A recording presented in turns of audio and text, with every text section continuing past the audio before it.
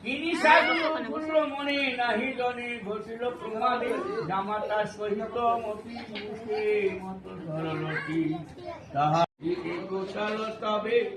সে কালে সত্য দেবে সাধু ছলে কহিলেন তারে তরি পূর্ণ সদমতে ধরি ভোজে কতমতে শুনিয়া কটাল তরি রাজার কণ্ঠহরে করে সাধু জামাতা দেখিয়া ক্রোধিত কটল তরি সাধু জামাতারে লয়ে রাখে কারাগারে ভুঞ্জনে সে মত সব এখানে সাধুর উপস্থিতি আর সুত পিতর বিলম্বরিকে মহাসুত সংগীত বিনষ্ট শেষে উপস্থিতি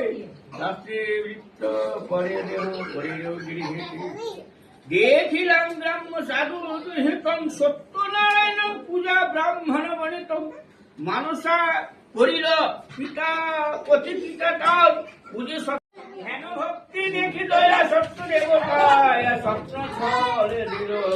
ভরত রাজা শুন মহারাজ আমার বাচন পরিকালে পুজো আমি সত্যনারায়ণ সদাবর দুইজন শ্বশুর জামাই বিনা দোষে বন্দি আছে তোমার এই অজানায় রজনা প্রভাত কালে দুই সদাগর দশগণ ধন্দে তুষবে আদরে বলিতে বলিতে হইল মোহন মরতে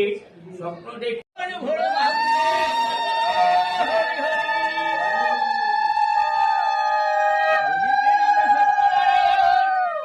সন্ন্যাসী ধরে বলিল বাচন